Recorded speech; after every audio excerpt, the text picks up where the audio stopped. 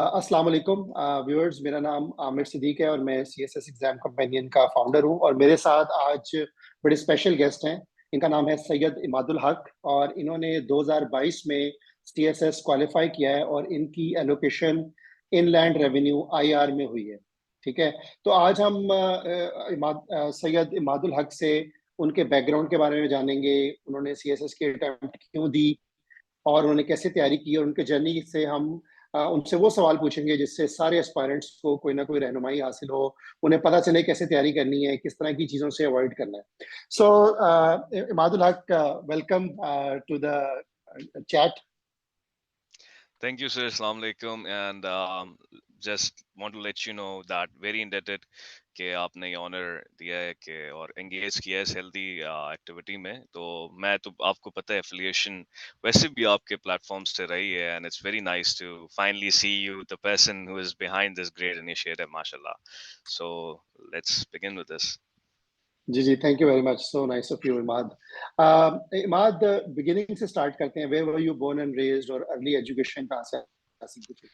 So, sir, I was born in Karachi and raised here, and I had done all of my education from pre-nursery till A levels from Beacon House. So I did my O levels in pre-engineering, and then I did my A levels in commerce. I had business and economics and accounting, and same was my idea in bachelor's where I studied similar subjects and mainly studied about entrepreneurship. So I think I was probably in my ji A levels when I had this idea of becoming a CSS officer. And in our society, no matter how privileged you are or how wherever you are, I think this is one of the most respected and prestigious profession. And even I think earlier than that, आप सुन रहे होते हैं आप कभी जैसे आपके बड़े होते हैं वो कहते हैं हमने कुदरतुल्लाह साहब को पढ़ा, साहब नामा को पढ़ा, वो डिप्टी कमिश्नर थे। तो मतलब एक कहानियां एक चल रही होती हैं आपके ब्रॉटअप में और एक बड़ा उसको फैंटेसाइज भी किया जा रहा होता है।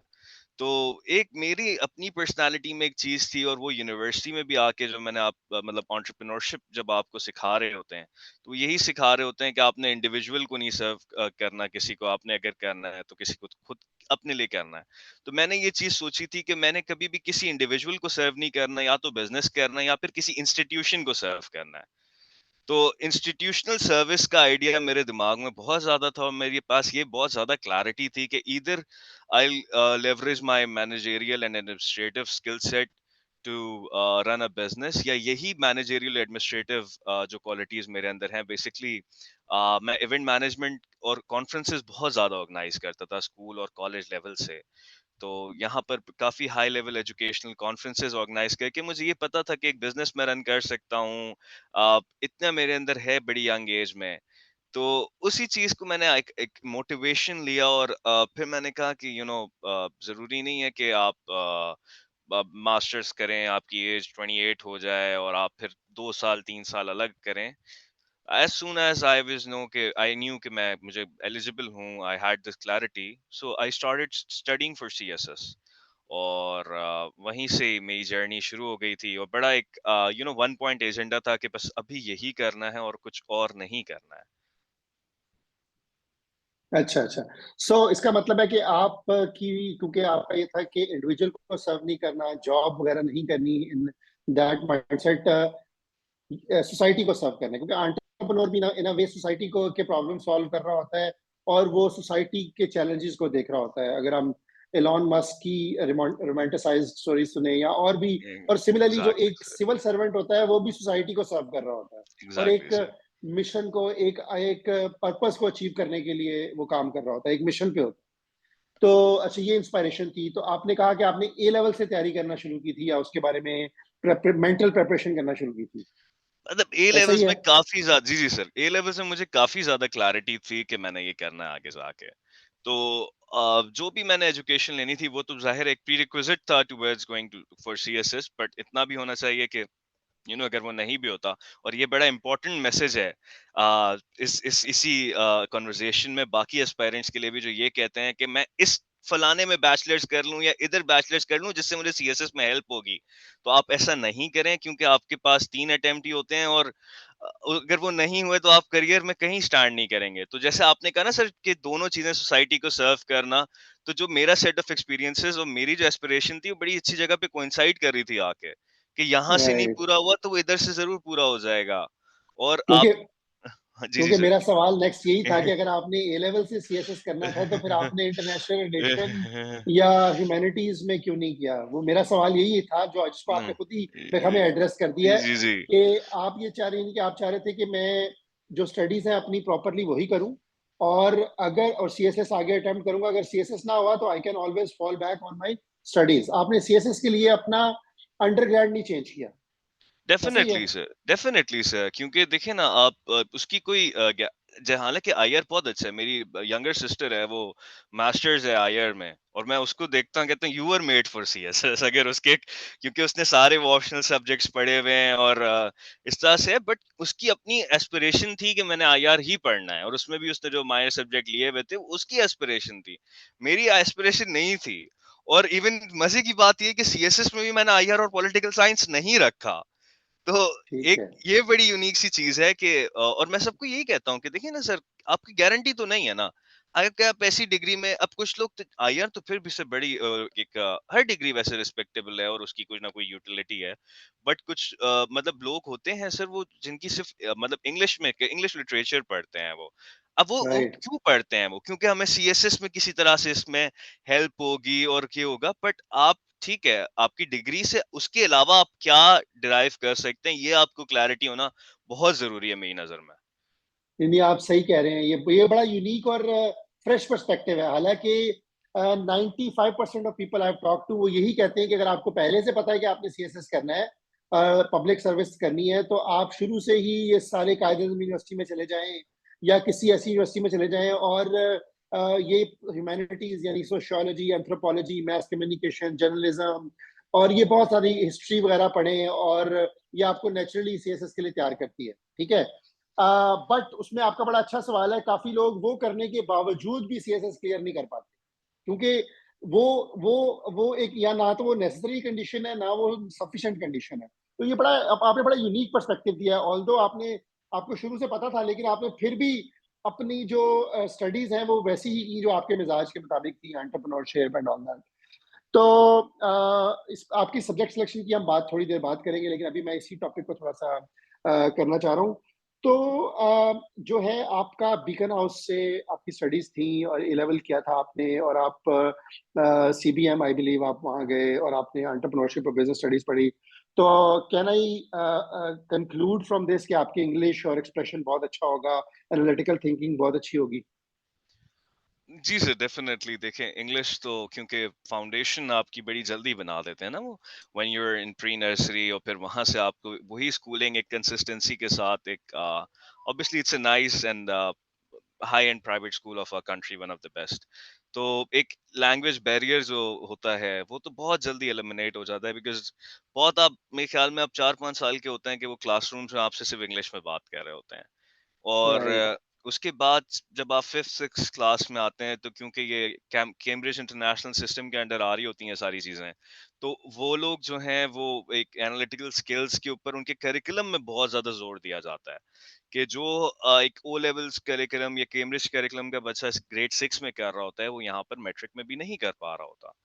तो वो एक अर्ली एज में वो आपको तो एक्सपोज इसका करते मतलब हैं। है कि जो सीएसएस में मैं 7-8 साल से मैं सीएसएस के लोगों के प्लेटफॉर्म के साथ इन्वॉल्व हूँ, काफी लोगों से मैं मिलता हूँ। जो पहला बड़ा हर्डल काफी लोग अबूर करते हैं ना, वो है इंग्लिश लैंग्वेज का हर्डल। इंग्लिश लैंग्वेज को समझना, बोलना, उसको लिखना, उसके एक्सप्रेशन को समझना, और वो पहला बहुत बड़ा हर्डल है। उसके बाद नेक्स्ट हर्डल है आइडियाज और लॉजिक और आर्गुमेंट बिल्डिंग। बिल्कुल सर। जो अगर आप लॉजिक में अच्छे हो तो आप ऐसे का आर्गुमेंट बड़े अच्छे तरीके से बिल्ड कर सकते हो, काउंटर। तो आपका पहला हर्डल तो आपकी एजुकेशन ने पहले से ही जो है वो सॉल्व कर दिया हुआ था, तो आपको एक नेचुरल एडवांटेज था। तो मैं पाकिस्तान में बहुत से लोगों से मिलता हूँ जिनका ये जो पहला हर्डल ही सीएसएस की तैयारी में 5-10 साल में वो ही पूरा नहीं होता, वो ही अबूर नहीं होता। तो you were privilege in that sense कि वो आपका प्रॉब्लम नहीं था, लॉजिकल बिल्डिंग स्किल्स भी थी। फिर अभी आ जाते हैं नेक्स्ट, आई थिंक ये नेचुरल टाइम है कि I should ask that question. आपने ऑप्शनल फिर क्या रखे थे, और उनकी तैयारी में आपको कितनी आसानी या दुश्वारी हुई, और कैसे आपने वो चॉइस की? कि बैकग्राउंड तो आपका सारा बिजनेस का है और एंटरप्रेन्योरशिप का है, इसके तो कोई ऑप्शनल सब्जेक्ट नहीं है सिवाय बिजनेस एडमिनिस्ट्रेशन के, तो आपने कैसे चूज किए, और क्या थॉट बिहाइंड थी उसके? जी सर, मेरे ख्याल में एक क्लैरिटी होना बहुत ज़रूरी होती है। तो एक मैंने वीडियो देखी थी, 2018 के टॉपर हैं सर आतिफ अमीर इन पीएसपी। सो ही सेड कि अगर आपके ऑप्शनल सब्जेक्ट आपको कोई और डिसाइड करवा रहा है तो I don't think so you are deserving enough कि आप सीएसएस करें। तो वो बात ना मुझे बड़ी स्टिक कर गई कि मैंने किसी और से कभी भी नहीं पूछना। गाइडेंस ले सकता हूँ कि सब्जेक्ट मैटर क्या है, बस जैसे आपकी एक चीज में महारत है तो मैं आपसे पूछूं कि सर आप बताएं कि आया मैं ये कर सकता हूँ या नहीं, लेकिन ये नहीं पूछना कि सर मैं ये सब्जेक्ट ले लूं। अब जहां तक बात रही तो मैंने एक बैकग्राउंड भी देखना था, और एक चीज मैंने देखनी थी कि मेरा इंटरेस्ट कितना ओवरलैप करता है कुछ चीजों पे। पढ़ाई में थोड़ा सा शार्प था, एज इन के इंटरेस्ट था, एक क्यूरियोसिटी रहती थी, तो काफी सारी चीजें पढ़ता रहता था। तो मैंने वही चीजें देखी जो सबसे ज्यादा मेरी मुझसे कनेक्ट करें। बिजनेस एड तो एक नो ब्रेनर था कि वो लेना ही है, अगर वो नहीं लेता तो फायदा नहीं है, ठीक है। बट इकोनॉमिक्स मैंने ए लेवल्स में रखा हुआ था।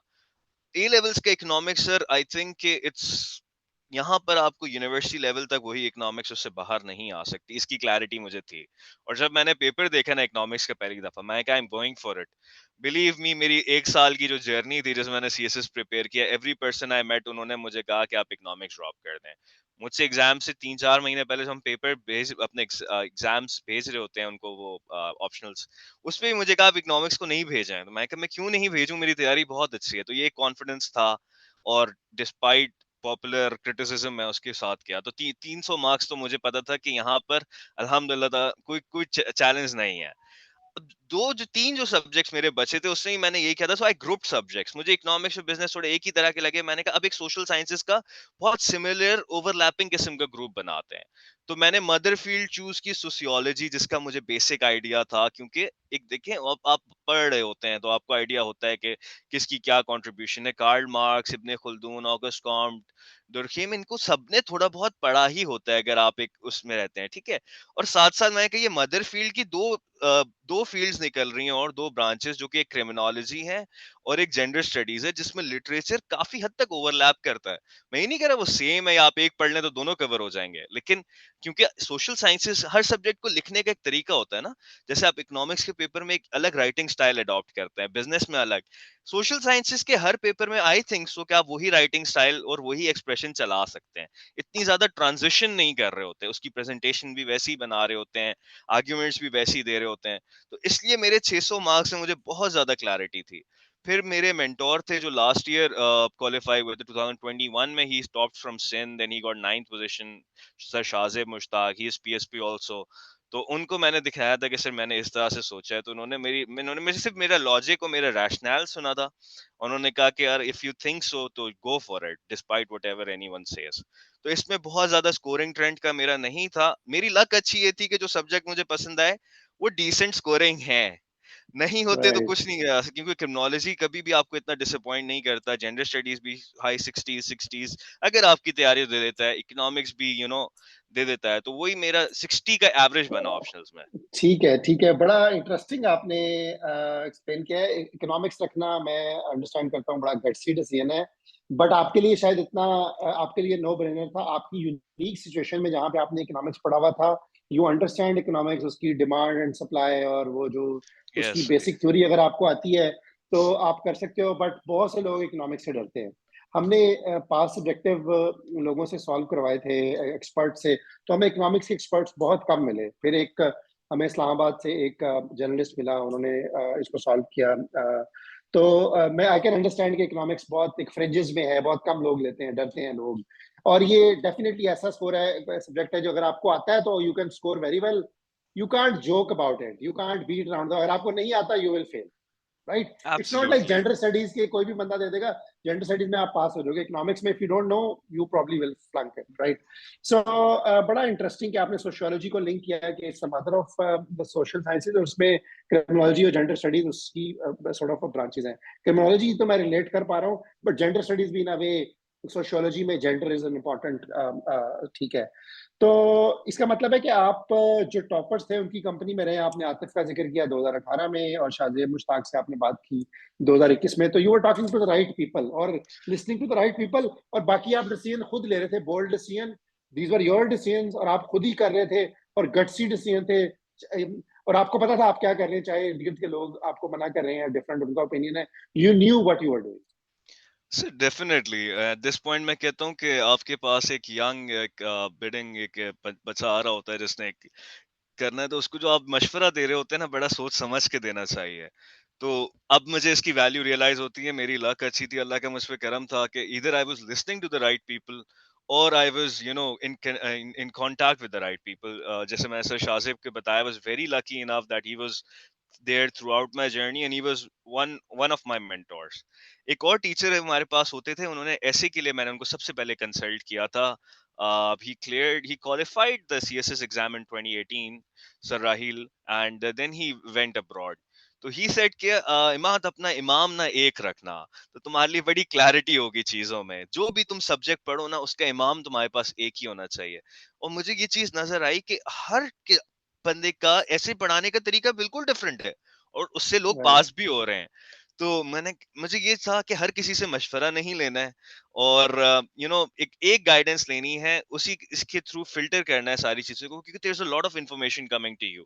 आप एक व्हाट्सएप ग्रुप बने हुए होते हैं, सैकड़ों की तादाद में पीडीएफ्स आ रही होती हैं, फेसबुक पे कोई बता रहा होता है, इतना इंफॉर्मेशन आ रहा होता है कि वो आपके लिए जरूरी भी नहीं है, और कहीं पे वो अनहाइजीनिक भी हो रहा होता है आपके लिए। तो इट्स बेटर कि आप उस फ्लो ऑफ इंफॉर्मेशन को लिमिट करें, और एक सोर्स रखें जिससे कॉन्स्टेंटली आप कंसल्ट करें कि आपके पास एक इंफॉर्मेशन है, ये go to your mentor and you tell them कि सर इज दिस ट्रू, या शुड आई फॉलो दिस। तो वो जो पर्सपेक्टिव आपको देंगे, और जिसने किया है उससे लेना मेरे ख्याल में बेहतर होता है पर्सपेक्टिव। राइट। या जो वेटरन मेंटोर है, अगर उसने सीएसएस नहीं भी किया मगर उसने 100 सीएसपीस प्रोड्यूस किए हैं, तो उसकी बात को मैं ज्यादा वेटेज देना पसंद करूंगा। राइट। इनिशियली मेरा प्लान था कि मैं पहले कंपल्सरी पे फोकस करूंगा, बट क्योंकि अब हम ऑप्शनल की बात जी कर जी रहे हैं, सर। तो ऑप्शनल को ही प्रॉपर्ली इसको डेल्व जी जी डीपर कर सर। लेते हैं। सबसे पहले आ जाते हैं सोशियोलॉजी पे। Yes sir. सोशियोलॉजी आपने क्यों चूज किया? आपने पहले उसकी किताबें पढ़ी हुई थी, आपको अंडरस्टैंडिंग थी सोशियोलॉजी क्या होती है? और उसके बाद फिर आपने सोशियोलॉजी की तैयारी करने की अप्रोच कहाँ से स्टार्ट किया? कहीं से स्टार्टिंग पॉइंट होता है ना। आपने यूट्यूब की वीडियोस देखी, कोई नोट्स देखे, कोई बुक देखी? What was your starting point जब आपने इसकी तैयारी करना शुरू की? जी सर, तो सोशियोलॉजी बेसिकली मैंने आपको बताया था कि मेरी सिस्टर खुद आईआर पढ़ रही थी, तो सोशियोलॉजी और क्रिमिनोलॉजी दो ऐसे सब्जेक्ट्स थे जो उन्होंने भी बड़ी डिटेल में पढ़े हुए थे। तो मेरी लक अच्छी थी, वो पढ़ रही थी, मैं उनके साथ बैठ जाता था कि आप क्या पढ़ रही हैं। तो मुझे एक आइडिया तो बना हुआ था कि अच्छा इसमें कौन है, क्या कंट्रीब्यूटर्स हैं, और जो मेजर कंट्रीब्यूटर्स थे उनका वैसे ही मुझे आइडिया बड़ा अच्छा था। तो जो स्टार्टिंग पॉइंट था वो मैं हर सब्जेक्ट के लिए कहता हूँ कि एक अच्छी फॉरेन ऑथर की बुक आप लाजमी कंसल्ट करें, जिससे आपको सब्जेक्ट की फाउंडेशन और क्लैरिटी बने। वो ओवरऑल आपकी तैयारी में वो ऐसा नहीं होगा कि आपने जो पढ़ा है उससे सारे पास पेपर्स आपके सॉल्व हो जाएंगे, और टेंजिबल उस तरह से आपको बेनिफिट नहीं दिखेगा, बट जो आपको एक सब्जेक्ट की एक फ्रेमवर्क समझाएगी, उसकी क्लैरिटी, उसकी फाउंडेशन देगी ना, वो एक अच्छी फॉरेन ऑथर रिटन बुक देगी। तो मेरे पास एक बुक थी टेलर करके, उसका मतलब टेलर उसके ऑथर हैं, और उसका नाम मैं आपको भी बिल्कुल कंफर्म करूंगा। तो वो जो बुक थी वो बड़ी जबरदस्त बुक थी। हॉटन एंड हंट है सोशियोलॉजी के लिए, वो भी एक बहुत अच्छी किताब है। और एक मेसियोनीस ऑथर हैं, उनकी भी किताब है। मतलब ये तीन किताबों में से कोई भी आप ले लें, तो इतना अच्छा इसमें गाइड किया गया है सोशियोलॉजी के एक एक, क्योंकि आपको सिखाया गया वो चीजें आपके साथ रहती हैं। जैसे आपको बताया कि आपने कौन सी ऐनक उतार के आपने दुनिया को देखना है, तो आपको दूसरे कल्चर का पर्सपेक्टिव समझ आएगा। ये बड़ी नई बातें होती हैं कि हम ऐसा जो कर रहे हैं ये हमारे कल्चर के लिए हमें सही लग रहा है, हम कर लें, मगर दूसरे को सही नहीं लग रहा होगा। सिमिलरली हम दूसरे को जज कर रहे हैं तो अपनी कल्चरल लेंस से नहीं जज कर सकते हैं।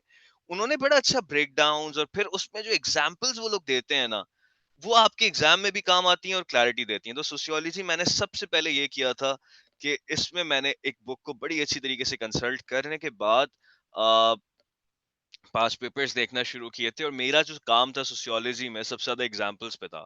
अब मैं ये नहीं कहता मैं बड़ा जबरदस्त हूँ सोशियोलॉजी में, मेरे मार्क्स भी इस साल कोई अच्छे नहीं है, मगर जो 2022 का अटेम्प्ट है ना, उसके कंटेक्स्ट में अगर आप मेरे मार्क्स देखेंगे तो आप कहेंगे कि मेरे मार्क्स बहुत अच्छे आए हैं सोशियोलॉजी में। क्योंकि सब्जेक्ट इतना ज्यादा हिट हो गया सर, आपको पता है lot of us passed on 33 34, जो क्वालिफायर्स भी हैं, लॉट ऑफ पीपल जी जी। फेल्ड, जो कि ठीक अनप्रेसिडेंटेड है। था कि सोशियोलॉजी में लोग फेल हो रहे हैं, कि 33 जो बेयर मिनिमम है आप वो भी नहीं ले पा रहे। तो वहां पर जो thing that saved me was कि मेरी सब्जेक्ट की क्लैरिटी और फाउंडेशन एग्जामिनर को आई थिंक कि मैं ये कम्युनिकेट कर पाया कि भले क्वेश्चंस तुम्हारे थोड़े मुश्किल है मेरे लिए, लेकिन तुम्हारे सब्जेक्ट में पढ़ के आया हूँ, तो ये सही बड़ा सही। जरूरी था। अच्छा, आपने एक बात की जो कि मेरे ख्याल में बहुत अहम है, तो मैं उसको थोड़ा सा जी जी सर। हाईलाइट करना चाहता हूँ कि मैं ना एग्जामिनर्स रिव्यू कुछ पढ़े हुए हैं एफपीएससी की वेबसाइट पे ना, एग्जामिनर ने बताया हुआ है कि क्यों लोग फेल होते हैं, कि किस तरह के लोगों को हम ज्यादा नंबर देते हैं। उसमें बिलीव यू मी वहां पर लिखा हुआ है कि उन्होंने लिखा हुआ है कि जो लोग मार्केट से पढ़ी हुई किताबों को रिपीट करके लिखते हैं, जो कि सैकड़ों हजारों लोग एग्जाम में एक जैसी चीज रिपीट कर रहे होते हैं, क्योंकि एक पॉपुलर किताब को वो रिपीट कर रहे होते हैं, कहते हैं हम उनको नंबर बहुत कम देते हैं। हम ओरिजिनल और यूनिक थिंकिंग को रिवॉर्ड करते हैं। ये 2019 के एग्जामिनर पेपर में आई बिलीव मैंने पढ़ा है। तो जी जी उस सर। सेंस में आपकी बात बहुत अच्छी है कि जो लोग, ये मार्केट में किताबें मौजूद हैं, लोग रियलाइज नहीं करते कि हजारों और तैयारी करने वाले लोग भी वही किताबें पढ़ रहे हैं। बिल्कुल ऐसे अगर ही है फर्ज सर। कर तो अगर फर्ज कर लें, वो information for the moment assume कर लें फॉर द आर्गुमेंट कि वो किताब बहुत अच्छी है, बहुत क्वालिटी की है, फिर भी हजारों लोग जब वही लिख रहे हैं, तो एग्जामिनर किसको ज्यादा नंबर देगा, किसको कम देगा?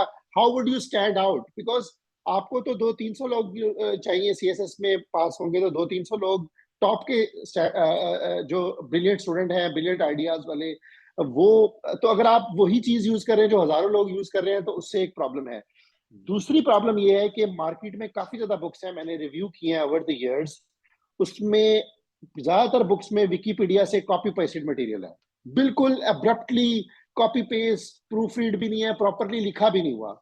और ज्यादातर जो हम हमारी फॉर अपनी लैंग्वेज इंग्लिश नहीं है, तो हम उसको बड़े ना बुरे तरीके से इंग्लिश लिखते हैं हम, या it's not the idea, this it's not the literary English that one should aspire to. तो ज्यादातर पाकिस्तानी टेक्स्ट बुक जो है ना, उसमें इंग्लिश भी ठीक नहीं लिखी होती। तो अगर आप उसको पढ़ के आपने तैयारी की है, तो आपका स्टैंडर्ड एकदम नीचे गिर जाता है। तो मैं आपकी बात को इसी एंगल से रिपीट करूं, तो आई थिंक आपका भी पॉइंट यही था कि ये सारे सब्जेक्ट्स में आपने बाहर की बुक्स पढ़ी थी। जी सर, जहाँ जहाँ देखें जरूरत पड़ी, क्योंकि पाकिस्तानी बुक्स को कहीं पे भी मैं बुरा नहीं कह रहा, मैं ये कह रहा हूँ कि दो प्रॉब्लम्स हैं उसमें। एक तो जो आपने बात की है कि सैचुरेशन बहुत ज्यादा आ जाती है आपके कंटेंट में, क्योंकि सब वो एक रेडिली अवेलेबल बुक है। और दूसरा मेरे ख्याल में पाकिस्तानी बुक्स जो हैं, जो ऑथर की, उनको पता होता है मैं सीएसएस के लिए ही बुक बना रहा हूँ। वो आपको राइट। डिपेंडेंट करते हैं, वो आपको मफलूज करते हैं, आपकी थिंकिंग को मफलूज करते हैं। क्यों मैं इतने स्ट्रॉन्ग वर्ड्स यूज कर रहा हूँ? जो भी किताब आपको नोट्स बना के दे रही है, वो आपके लिए नुकसानदेह है, क्योंकि आपकी थिंकिंग, यूनिक पर्सपेक्टिव तो उसने इनकलकेट ही नहीं किया। फॉरेन ऑथर की बुक, उसको सीएसएस से कोई गर्ज नहीं है। उसने एक बड़ी अच्छी बुक बनाई होती है, उसको पढ़ के आपने अपने नोट्स बनाए, अपने आइडियाज एक्सट्रैक्ट किए। यहाँ पर तो उन्होंने हेडिंग भी दी हुई होती है, नोट्स भी दिए हुए होते हैं, हर चीज। अब उस बुक ने तो आपको क्या सिखाएगी वो बुक आपको, जिसने आपको एज इट इज नोट्स दे दिए, कोई एनालिटिकल आपके अंदर स्किल डाले ही नहीं है उसने। और दूसरी प्रॉब्लम जो पाकिस्तानी बुक्स में मुझे नजर आती है, या तो इंग्लिश के स्ट्रक्चर बिल्कुल पैथेटिक है, या फिर जो कुछ लोग लिखते हैं, मैंने बचपन से सिर्फ, आपको पता है, ऑक्सफोर्ड की, कैम्ब्रिज की बुक्स पब्लिश ही पढ़ी हैं, और फॉरेन ऑथर्स यहाँ भी पढ़ी हैं। आप कुछ उनमें इंग्लिश के वर्ड्स ऐसे होते हैं कि वो आपको समझ ही नहीं आएंगे। वो जैसे प्रेसी में हमारे पास वर्ड्स नहीं आते, वो उस तरह के वो वर्ड्स यूज कर रहे होते हैं। आपको क्या कॉम्प्लेक्स है? आप इजीली कम्युनिकेट करने वाली बात क्यों नहीं कर रहे? तो दोनों एक्सट्रीम्स मिलेंगे, या तो कोई टेंस, कोई स्ट्रक्चर ही नहीं होगा, या फिर कोई इतना ज्यादा हमें कॉलोनियल कॉम्प्लेक्स हुआ हुआ होता है कि हम इतनी मुश्किल बात कर देते हैं। मैंने वाकई पाकिस्तानी ऑथर्स बुक में देखा है ये। आपने यानी कि वही बात की है कि कुछ लोग समझते हैं कि अच्छी इंग्लिश आने का मतलब ये है कि आप मुश्किल से मुश्किल वर्ड यूज करें। एग्जैक्टली। हालांकि मेरे ख्याल में इसका उलट है, कि अगर आपको जितनी जुबान पे महारत है, आप उतने सिंपल और क्लैरिटी वाले वर्ड्स यूज करते हैं। आपकी बात, आपने एक जुमला बोला है, उसमें कोई अभाम नहीं रह जाता कि आप क्या कह रहे हैं। बेशक सर। तो बड़ी इंटरेस्टिंग बात है। अब क्रिमिनोलॉजी पे आपने, क्रिमिनोलॉजी और जेंडर स्टडीज में आई थिंक आपका थॉट पैटर्न वही होगा। क्विकली उसमें आपका स्टार्टिंग पॉइंट क्या था? क्रिमिनोलॉजी में it has become a very hot topic, criminology बहुत ज्यादा लोग लेते हैं। आई think it's one of the most popular hundred subject percent outside of IR political science, जो कि वो 200 मार्क्स देता है, वो काफी पॉपुलर है। बट 100 मार्क्स में I think criminology is the most popular, more so than gender studies and environmental sciences. मेरे पास डाटा आता है अपनी ऐप के थ्रू, तो I know this. So criminology में आपने की क्या अप्रोच थी तैयारी की, और फिर उसके बाद जेंडर स्टडीज का भी बता दें। जी सर, बिल्डिंग ऑन देखिए 3-4 वजह हैं कि क्रिमिनोलॉजी में लोग आते हैं। एक तो स्कोर आपको देता है, इंटरेस्ट आपका जनरेट करता है। ये एक ऐसा सब्जेक्ट है जो पढ़ने वाले को इंटरेस्टिंग लगता है। बहुत कम ऐसे सब्जेक्ट्स होते हैं। फिर रिवॉर्डिंग होता है, आपकी कम मेहनत होती है क्योंकि आपको पता होता है आप 12 से 14 दिन अगर दें इसको, तो आप बड़ा अच्छा सब्जेक्ट तैयार कर लेंगे। और 12 से 14 दिन कहने का मकसद ये है कि आप 8-9 आवर्स पढ़ रहे हो दिन में। तो ये सब्जेक्ट जब आपने चूज कर लिया, अब जैसे मैंने चूज किया, तो I love the idea of criminology. और जो उसमें चीजें, क्योंकि मैं उस तरह के मैं यूनिक पर्सपेक्टिव दूंगा, मैं उस तरह के शोज भी देखता था। अब नेटफ्लिक्स के ऊपर एक शो माइंड हंटर था, मुझे बड़ा पसंद था वो। मैं सूट्स देखता था, उसमें बड़ी क्राइम रिलेटेड चीजें होती थी। तो आपको थोड़ा सा आइडिया आपका हो रहा होता है। अच्छा, जब आप क्रिमिनोलॉजी की तरफ जाएंगे, मैं वही बात करूंगा दोबारा कि इसमें प्रॉब्लम सबसे बड़ी ये है कि दिस इज नॉट क्रिमिनोलॉजी जो हमारे पास सीएसएस में है। इसका सेक्शन 1 इज क्रिमिनोलॉजी, क्योंकि सेक्शन 2 फिर आपका क्रिमिनल जस्टिस सिस्टम आ जाता है ना। अब दैट क्रिमिनोलॉजी लिटरेचर में आपको नहीं मिलेगा वो। फिर तीसरा सेक्शन आपके पास वही फॉरेंसिक्स और नैब और एफआईए और वो इंटरपोल। फिर फोर्थ सेक्शन में आपके पास साइबर क्राइम और पुलिसिंग मेथड्स। तो दैट्स नॉट ओनली क्रिमिनोलॉजी। तो क्रिमिनोलॉजी का सबसे बड़ा प्रॉब्लम ये आप फेस करते हैं, दैट्स द ओनली प्रॉब्लम, इतना बड़ा प्रॉब्लम नहीं है। But section 1 is purely purely criminology. तो सेक्शन 1 के लिए मैं यही सजेस्ट करूंगा कि आप एक बुक पढ़ें, उससे आपका सिर्फ सेक्शन 1 ही कवर हो सकेगा। लेकिन आपको वो क्लैरिटी इतनी देगा कि आप वो सेक्शन एक अच्छा कर लेंगे, दूसरा बाकी सेक्शंस वो में भी कौन सी बुक उस है, वो कौन सी बुक है? लैरी जे सेगल के नाम से है क्रिमिनोलॉजी की बुक। बहुत राइट। मशहूर है, ये बाइबल है क्रिमिनोलॉजी की है। Right right right. मैंने इसका नाम सुना हुआ है। जी सर। तो क्रिमिनल जस्टिस वगैरह जो है और वो जो फोरेंसिक है वो हमारा लॉ और लोकल कंडीशंस का जो है वो नॉलेज है, उसके लिए किताब, उसका मटेरियल कहाँ से मिलता है? पाकिस्तान के नैब और फोरेंसिक का जो लोकल लॉज का, अगर आपने बताया कि वो इसमें होता है, तो उसके लिए मटेरियल कहाँ से मिलता है? सर, क्रिमिनोलॉजी वो वाहिद सब्जेक्ट है मेरी नज़र में जिसमें सबसे ज़्यादा आपको इंटरनेट पे रिसर्च करनी पड़ेगी, वीडियोस देखनी पड़ेंगी। कुछ पाकिस्तानी ऑथर्स की बुक्स भी हैं, मुझे उनका नाम नहीं याद, एक रेड कलर की बुक आती है। बाकी मेरे पास बुक्स रखी है, मैं आपको दिखा सकता हूँ अभी। तो क्रिमिनोलॉजी की भी राइट। बुक मेरे पास रखी हुई है। लेकिन ये है कि आपने इंटरनेट पे रिसर्च करनी है, पाकिस्तान जर्नल ऑफ क्रिमिनोलॉजी, उसके ऊपर आपने जाके पेपर्स रखने, पीजेसी के नाम से वो होता है।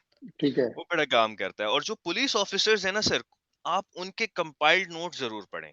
तो मैंने इंटरनेट पे सर्च किया था, एक हमारे एसएसपी रहे हैं, मेरे ख्याल में जुनेजो उनका नाम है, अगर एसएसपी जुनेजो करके आप क्रिमिनोलॉजी नोट सर्च इरफान करें। जुनेजो।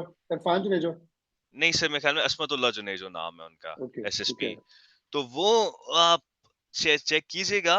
अब क्योंकि वो पुलिस ऑफिसर है ना, उनका बड़ा यूनिक पर्सपेक्टिव होता है मेरी नजर में। अगर आपने लॉ पढ़ना है तो आप एक जज से पढ़ना चाहिए। वैसे ही अगर आपने क्रिमिनल क्रिमिनल उस पे, लॉ पे और ये सारी चीजें पढ़नी है, क्रिमिनल जस्टिस सिस्टम पढ़ना है या एफआईए, या क्योंकि उन लोग वहां पे, वो लोग वहां पे रहे हुए होते हैं ना, तो एक पुलिस ऑफिसर की बड़ी एक यूनिक टेक होती है।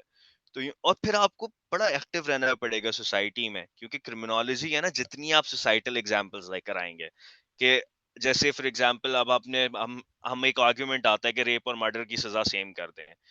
तो अब एक आर्गुमेंट मैं दूंगा कि देखें, अगर ये सजा हमने सेम कर दी है तो फिर बंदा रेप के बाद मर्डर करेगा ही करेगा, क्योंकि उसको पता है मेरी सजा बराबर हो गई है। ऐसी चोर की सजा और उसकी मतलब मर्डर की सजा आप सेम कर देंगे तो फिर वो हायर डिग्री ऑफ क्राइम पे जाएगा। इस तरह के जब राइट। आप उसको एग्जाम्पल्स देते हैं तो जाहिर है आप पढ़ेंगे। आपको लॉयर से मैं कहता हूँ, आपको क्रिमिनोलॉजी के सब्जेक्ट के लिए नहीं, यू शुड बी ओपन। मैंने कुछ आर्मी ऑफिसर से बात की, मैंने बोला कि आपकी इंटरोगेशन का क्या तरीका होता है। लॉयर से बात की, मैंने कहा यार क्रिमिनल जस्टिस सिस्टम की जरा प्रॉब्लम मुझे बताओ, जुवेनाइल कोर्ट में बताओ। फिर उसने बताया यार जुवेनाइल कोर्ट में तो ये भी नहीं होता, ये भी नहीं होता। मैं लिखता क्या वो। तो ये एक ऐसा सब्जेक्ट है जो एक यानी जर्नी कि है आपने पूरी। यानी कि आपने प्राइमरी रिसर्च की इसमें, और वो ऐसा मटेरियल बिल्कुल आपने निकाला होगा जो शायद किसी किताब में और कहीं भी नहीं अवेलेबल, और आपने वो यूनिक पर्सपेक्टिव दिया। ये तो बिल्कुल बड़ा सर। जबरदस्त। तो फिर आपने उसमें बात लिखी होगी, तो जाहिर बात है वो जब आपने जुवेनाइल का लेटेस्ट स्टैट निकाल दिए पाकिस्तान के केसेस के, तो वो तो जाहिर बात है इम्प्रेस हुआ होगा एग्जामिनर। डेफिनेटली। ठीक है, अब आ जाते हैं जेंडर स्टडीज में। जेंडर स्टडीज भी इसी तरह, I can understand your pattern कि एक बाइबल टाइप की अच्छी बुक पकड़ी जाए, टेक्स्ट बुक या टाइप की, उसको पढ़ा जाए, उससे इंस्पायरेशन और फाउंडेशन क्लियर की जाए सब्जेक्ट की। और उसके अलावा जेंडर स्टडीज में आपने वेव्स ऑफ फेमिनिज्म सारी पढ़ी थी, या उसके नोट्स देखे थे, या how did you prepare for it? Waves को की तरह देखा इसको, या आपने पाकिस्तानी थर्ड वर्ल्ड जैसे आई थिंक एक ऑथर है राफिया जकरिया, उनकी जी, जो जी। ना थर्ड वर्ल्ड फेमिनिज्म के बारे में एक बुक है, it's a very unique perspective.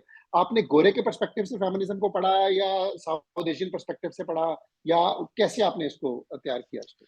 Sir मेरी मजबूरी ये थी, मुझे गोरे के पर्सपेक्टिव से पढ़ना पड़ा, क्योंकि उससे एक सेक्शन नहीं आपका 2 सेक्शन कवर होता है।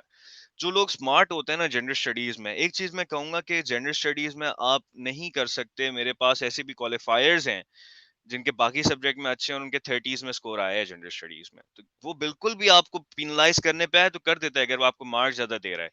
तो अगर आपकी सोच ऐसी है, क्लियर है, आपकी प्रोग्रेसिव थिंकिंग है, आप तो आपको जेंडर स्टडीज ऑप्ट करना चाहिए। अब गोरे के पर्सपेक्टिव मुझे क्यों जरूरी है, क्योंकि उसमें जो आप स्कूल ऑफ थॉट्स की बात करते हैं वहीं से तो वेव्स चल रही होती हैं। जो स्मार्ट होता है जेंडर स्टडीज में वो वेव को और वो टाइप्स ऑफ फेमिनिज्म को जो है वो साथ तैयार करेगा, कि रेडिकल फेमिनिज्म का उसी टाइम पे आप वेव को ओवरलैप करते हैं, उसका लिबरल फेमिनिज्म की वेव को आप फर्स्ट वेव से कनेक्ट कर सकते हैं। सही है सर। तो उसके लिए मैंने वो बुक पढ़ी थी, फेमिनिन थॉट करके नाम था उसका। I am so sorry again, मैं मैं ऐसा कंफर्म। करूंगा आपसे ना, आपसे इसके बाद आप मुझे बुक्स दे दीजिएगा, जी, और मैं जी। इसमें इसमें जी, जी। कमेंट डिस्क्रिप्शन में भी लिख कॉमेंट। दूंगा, ऊपर ऊपर भी कर लिखा, ऊपर जी भी सर। लगा देंगे टेक्स्ट में। फेमिनिन थॉट के नाम की बुक है। जी सर। अच्छा, आप थोड़ा सा ना हम इस इंटरव्यू के ना जो सब्जेक्ट वाइज पार्ट है उनको निकाल के सेपरेट वीडियो डालेंगे, ताकि किसी ने अगर सिर्फ क्रिमिनोलॉजी को देखना है तो आपकी वीडियो देख सके। तो इस तरह हम ग्रेट इसको सर। डिवाइड करेंगे। सो डोंट वरी कि हम बहुत स्कैटर्ड थॉट्स पे इंटरव्यू कर रहे हैं। हम उसको पार्ट निकालेंगे, जिससे क्रिमिनोलॉजी देखना है उसको 10 मिनट की वीडियो मिल जाएगी। और आई एम श्योर ये जो डिस्कशन अब हो रही है इससे बहुत ज्यादा फायदा हो रहा है लोगों को। अल्लाह आई एम प्रीटी करे श्योर सर, बहुत ज्यादा फायदा इंशाल्लाह होगा। ताला, इंशाल्लाह अच्छा, ताला। अब ना थोड़ा सा मोनोटनी तोड़ने के लिए ना मैं अब आप आना चाह रहा हूँ आपके बिहेवियर पे और माइंड सेट पे। जब आप तैयारी कर रहे थे आपका, एक तो है एग्जाम का कंटेंट, क्या किताब पढ़नी है, एक है आपका माइंडसेट क्या है, कितनी तैयारी करनी है, किन तरीकों से रिटेन कर सकेंगे अपने आप जो मटेरियल आप पढ़ रहे हैं। तो talk about the mindset and the temperament and the mannerisms and the habits and the whole mindset of preparing it. और आपने तैयारी कितने महीनों में की थी? Just talk about that whole mindset. अपने आप को मोराल कैसे हाई रखा, how did you stay persistent, और कैसे वो टारगेट्स अचीव करने के लिए आपने अपने माइंड, बॉडी और सोल पे वर्क किया? सर आई थिंक आपको ना बड़ा फर्म होना पड़ता है और बड़ा क्लियर होना पड़ता है अपने साथ। तो बड़ी हार्श रियलिटीज हैं जिसको आपको डे वन पे कन्फ्रंट करना होता है कि this is where you stand. मैंने अपने आप को बड़े कॉन्शियसली डे वन पे बताया था कि you are not the brightest chap out there, you are not the most brilliant mind out there. ठीक है। और मैंने अपने आप को ये भी बताया हुआ था कि आप रिजल्ट देख रहे हैं कि 1%, 1.5% are the people who got finally finally allocated. Written पास करने की बात नहीं कर रहा, जो एक्चुअली जॉब लेकर जाते हैं तो उसका रेशियो तो 1.5% से भी कम है, 200-250 के इर्द गिर्द है। तो ये चीज मैंने अपने आप को बताई थी और मैं कहा अगर आपने इनमें फॉल करना है तो ऑर्डिनरी नहीं एक्स्ट्रा ऑर्डिनरी एफर्ट्स करनी पड़ेंगी। एक कोट एक सीएसपी का मेरे साथ था कि जब आप बाहर जाकर आप पार्टी कर रहे हैं या अपना टाइम आप किल कर रहे हैं या आप चिलिंग्स वगैरह कर रहे हैं, तो कोई और है जो एक्टिवली आपकी सीट के लिए मेहनत कर रहा है, वो आपके ड्रीम्स वाह। चेस कर रहा है। तो आपने एक श्योर करना है कि आप वो उनमें से ना हो जो 200 लोगों को टॉप करवा देते हैं नीचे से और आप आते हैं ठीक है कि वो कह रहे होते आप उस 25,000 का हिस्सा नहीं बने। आप उस 200 में आए तो आप ऐसे ही आएंगे कि आपने कुर्बानी देनी पड़ेगी और उस कुर्बानी का एक रिवॉर्ड है। तो ये एक माइंडसेट होता है, आपको पता होना चाहिए कि एक लाइफस्टाइल है, कंसिस्टेंसी आप नहीं ब्रेक कर सकते। बुरे दिन आएंगे आपके ऊपर जहां आप डिमोटिवेट करेंगे, ओवरवेलम हो जाएंगे कि इतना सारा कुछ है, वो दिन आपने सस्टेन करना है। वो दिन आपने सस्टेन कर लिया, अगले दिन आप खुद कॉन्फिडेंट फील कर रहे होंगे। So it's about your mindset constant self accountability कि मैंने इतना पढ़ लिया और मैंने इतने दिनों में इतना पढ़ना है। आपके ऊपर कोई चेक एंड बैलेंस नहीं रखने वाला होता, क्योंकि आपके पेरेंट्स भी अगर हैं तो उनको नहीं पता आपने कितना पढ़ लिया। ये आपको अपने साथ ऑनेस्ट होना पड़ेगा कि मेरी इस सब्जेक्ट में इतनी अच्छी तैयारी नहीं है। आप अपना बेस्ट दें, टाइम डेडिकेट करें और टाइम बेस्ड तैयारी करें कि 12 दिन में, 15 दिन में इतने इतने टॉपिक्स इसने मैंने करने हैं। उसमें हो गया तो ठीक है, नहीं हुआ तो आगे बढ़ जाएं। ऐसा नहीं करेंगे एक सब्जेक्ट के पीछे आप 2 सब्जेक्ट को सफर करवा रहे हैं, क्योंकि आपने पीएचडी नहीं करनी है। आप 2 अटेम्प्ट 3 अटेम्प्ट भी दे देंगे ना सीएसएस के, तब भी ऐसी चीजें होंगी जो आपको लगेगा कि मैं पहली दफा पढ़ रहा हूँ। तो क्योंकि इल्म तो उस तरह नहीं है ना, आपने सब्जेक्ट एक अच्छे डिसेंट लेवल पर पास करना है। तो जो रिटेंशन की सर आप बात कर रहे थे, सबसे ज्यादा इंपॉर्टेंट ये है कि जब आप पढ़ रहे हो तो एक डेडिकेटेड एक स्पेस हो आपके पास, सुकून से आप बैठ के पढ़ें और जो जो आप पढ़ रहे हैं वो आप लिखें। मेरी नजर में अगर आप लिख नहीं रहे तो आप रिटेन वैसे ही नहीं कर सकते। CSS is all about clearing, CSS is all about making notes and creating a memory linkage. और मेमोरी लिंकेज जब मैं कहता हूँ तो मैं ये कहता हूँ कि मैंने एक चीज पढ़ी, उसी वक्त उसको अपने वर्ड्स में रोट डाउन कर लिया मैंने। वो वो नोट्स मेरे पास आ गए। अब 2 स्टेप्स मैंने कर लिए, पढ़ लिया, लिख लिया। उसके बाद मैं मॉक्स देने जा रहा हूँ, तो मॉक्स देते टाइम मैंने उसको तीसरी दफा मेरे सामने आया, वो तीसरा स्टेप ये कि मैं दोबारा पढ़ा। चौथी दफा मैंने उसको लिखा। अब मैंने ही पढ़ा था, मैंने ही लिखा था, फिर मैंने उसको दोबारा पढ़ा अपने नोट्स को और रिक्रिएट किया पेपर के ऊपर। जब ये 5-6 दफा ये एक्सरसाइज हो जाएगी, तो जब मैं एग्जाम में बैठा हुआ हूंगा तो वो मेरे नोट्स उसी फॉर्म में मुझे याद होंगे। वो हेडिंग्स जो मैंने बनाई थी, जो डेटा, क्योंकि इतनी दफा उस साइकिल से मैं गुजरा हूंगा, लिखा भी मैंने था, फिर मॉक्स में रिप्रोड्यूस भी 2-3 दफा मैं कर चुका था। तो I think that's the only way you can retain all of that information. और एक लाइफस्टाइल का पार्ट है ऑब्वियसली, जब आप डेली बेसिस पे उन चीजों से गुजर रहे होते हैं तो कुछ फैक्ट्स और फिगर्स ऐसे हैं जो आपको भूलते हैं ही नहीं। और जब आपको एक जनरल क्लैरिटी आ जाए, जैसे 2022 के पेपर मुझे 21 के पेपर से, 20 के पेपर से काफी डिफरेंट लगे थे, जिसमें राइट। मुझे एक चीज फील हुई थी कि आपको एग्जाम हॉल में ही बैठ के सब कुछ सोचना है। तो 2023 में भी यही हुआ है इमाद। जी 2023 में सर। यूएस हिस्ट्री का पेपर बहुत ज्यादा आउट जो अनएक्सपेक्टेड आया था, इन द सेंस कि यूएस हिस्ट्री में ना प्री सिविल वॉर इरा को, एंशियंट हिस्ट्री को वो के सवाल वो नहीं दे रहा था 5-10 साल से। तो हुआ ये, लोगों ने उसको तैयार करना छोड़ दिया, उसने अचानक इस दफा 2 सवाल उसमें से फेंके, लोग बेबूजल हो गए। राइट। सो वो इस तरह एग्जामिनर आप कर रहा है, क्योंकि बहुत ज्यादा लोग एग्जाम देना शुरू हो गए। मेरे ख्याल में एग्जामिनर की मजबूरी है कि अब वो सरप्राइज करें लोगों को। राइट। सो ये बड़ी अच्छी बात आपने की, नोट्स पे फोकस किया आपने, टेम्परामेंट पे फोकस किया कि बहुत ज्यादा मेहनत करनी है, टॉप 200 में से आना है तो टॉप 200 वाली एफर्ट देनी पड़ेगी। तो ठीक है, समझ आ गई बात। और डेडिकेटेड स्पेस हो, और किताबें आपने इकट्ठी एक दफा खरीद के रख ली थी, या एज यू वेंट अलोंग आपने किताबें बाय की, परचेज की, वो क्या प्रोसेस था? थोड़ा सा उसके सर बारे में बता दें कि। जी सर, शुरू में मैंने किताबें परचेज की थी। अब आपको पता है कि एक्सपेंसिव होती हैं किताबें भी, तो आप अच्छी भली अगर आप फॉरेन ऑथर पे जा रहे हैं, तो ड्यूरिंग दैट टाइम मुझे रियलाइज हुआ कि इस किताब से तो इतनी यूटिलिटी है ही नहीं। तो फिर मैंने इस अप्रोच को थोड़ा चेंज किया कि ड्यूरिंग माय जर्नी जहां मुझे नीड होगी, और उसमें भी सबसे, क्योंकि एस्पायरेंट्स हैं, लिमिटेड रिसोर्सेज होती हैं, भले आप अफोर्ड कर भी सकते हैं, तो मेरा मशवरा यही है कि एक पीडीएफ लें, उसको देखें कि आया मुझे ये किताब से मैं कनेक्ट कर रहा हूँ, उसके बाद उसको आप खरीद लें। कितनी किताबें आप जमा कर लेंगे, क्योंकि एट दैट पॉइंट हो सकता है, मैंने सर हर सब्जेक्ट के लिए, हो सकता है एक चीज के लिए भी 5-5 किताबें आपको कभी कभी कंसल्ट करनी पड़ जाती हैं, क्योंकि आपको लगता है कि सफिशिएंट डेटा इस किताब में सीएसएस के हवाले से नहीं है। तो आप तो पीडीएफ्स अगर आपको अच्छी अवेलेबल हैं और उसमें से आप डेटा एक्सट्रैक्ट कर सकते हैं थोड़ा बहुत, तो मेरे ख्याल में आपको उस पर फोकस अपना ज्यादा रखना चाहिए। अच्छा, दूसरा यूट्यूब ने कितनी हेल्प की? और उसके बाद यूट्यूब में आप किस तरह के चैनल्स वगैरह देखते थे?